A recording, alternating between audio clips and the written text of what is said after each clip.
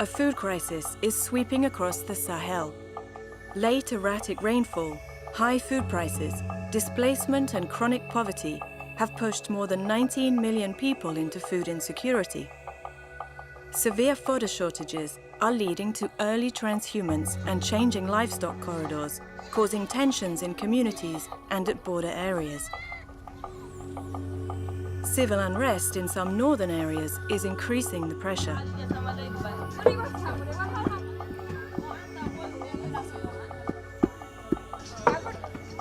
If the most vulnerable people don't get help now, the situation will deteriorate fast. Emergency support for agriculture and livelihoods is the first vital step towards increasing resilience. And the UN Food and Agriculture Organization is supporting farmers, pastoralists and agropastoralists across the region. In Chad, an FAO vegetable gardening project is targeting almost 7,000 people, including many female-headed households.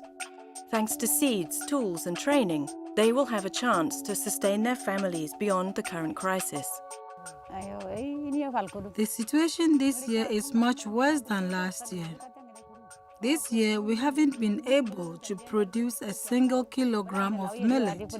But luckily, the vegetables we are growing here are keeping us going during the hardest time of year. In Niger, FAO is distributing improved millet seeds in partnership with the NGO Concern. This came just in time. These people really need the seeds. Last year was not good. The harvest failed. And the provision of animal feed and goats will boost the income and food security of thousands of families. In Burkina Faso, FAO is distributing improved millet seeds and niébé beans. The rainy season increases risk of animal disease, so work is underway to strengthen pastoralists' resilience with animal feed, veterinary drugs and vaccines for the local communities and refugees from Mali. Without the distributions, it will be a catastrophe. Terrible, because there will be hunger, suffering, the animals will die, even we could die. Millions are in need of immediate assistance, but it's medium and longer-term interventions that can break the cycle of food shortages and crises in the region. Rapid action is the only way to prevent a full-blown food and nutrition crisis.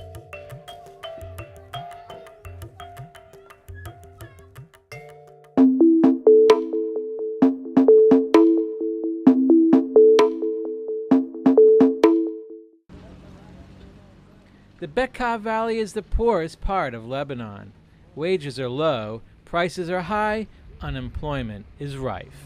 These people have their own problems, but when Syrians from nearby Damascus and Homs began arriving, they shared what little they had. This mosque near Arsal now hosts 33 families in tents. In March, when rockets destroyed her house, Rima fled Homs, crossing the border on foot with her 5 children. We heard gunshots and bombs exploding, so we started running as fast as we could. I was afraid for the children. A Lebanese family is letting them stay in an uncompleted house. It's a Spartan existence, more of a construction site than a home, but it's safe and they have a roof over their heads. The trauma and fear of their escape and an uprooted life is not easy to forget, especially for children. 8-year-old Fatima misses her school and her friends back home. Syrians escaping Homs have to cross these hills in the middle of the night, sometimes on foot and carrying only a few belongings. But when they get here to Lebanon, there's not much they can do because the economy here is suffering as well. So the World Food Program has a plan to help everybody. With only the clothes on their backs, Fatima and her 4 children escaped from Homs in February. Today, a volunteer gives her a lift to go shopping. Every month, she receives a voucher from WFP, allowing her to buy food in local shops. It's an innovative system especially designed for situations like these, where food is available in markets, but too expensive. It also allows them to buy a variety of food, like fresh produce, meat, eggs, and milk. In Lebanon, almost 30,000 refugees will receive vouchers in July, turning what could be a burden into a boost for the local economy. WFP is preparing to help 850,000 in Syria itself and up to 120,000 refugees outside.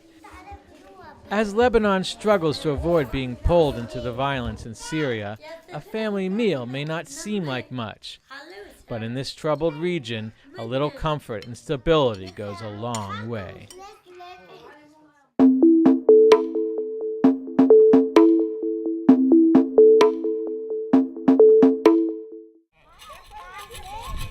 This is the northeast of Brazil. It's a vast semi-arid area, and the low erratic rainfall here makes it difficult to earn a living from the land. In fact, this area has the highest concentration of rural poverty in all of Latin America. For years, Ulysses dos Santos and his family struggled to grow anything outside their house. Irregular rainfall was not their only challenge. The soil here was also far too toxic. The cause? 1,000 litres of grey water ran outside every day. The water from the sewage, basin and shower was all thrown outside.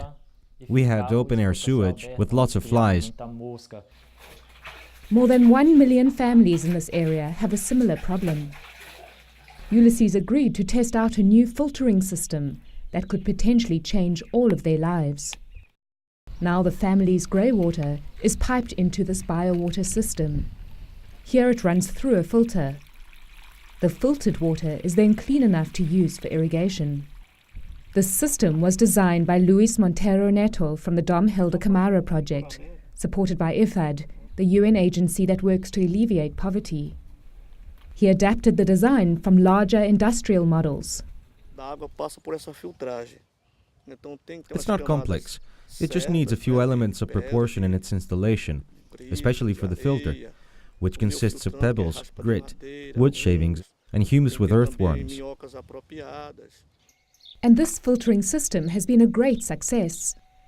After the 1-year trial period, the Dos Santos family now has a very productive vegetable garden, and the produce has been tested to make sure it is free of toxins. The water that was jeopardizing our health before is now improving our health, as we are producing good quality food with it. Having access to fresh vegetables has also changed the family's diet. We didn't have these vegetables before. We used to eat mainly beans and rice and meat. But now we've added these vegetables and they're more healthy. They have more vitamins, more protein. We can see the results from this. Not only is Ulysses eating better, but he also has more money. Not long ago, this 28-year-old planned to migrate to the city to find a job. But now he has surplus food to sell, and he has no intention of leaving. This is exactly the result that the project team hoped for. Young people have been wanting to leave the rural areas in search of work, but when an opportunity like this arrives in their community, they don't need to leave. We are working together with the farmers to show that it's possible to live well and live with dignity in the countryside. And now that the Dos Santos family are living well, and the biowater trial has been so successful, the project staff hope to get government support to install these biowater systems in 1 million homes across the region.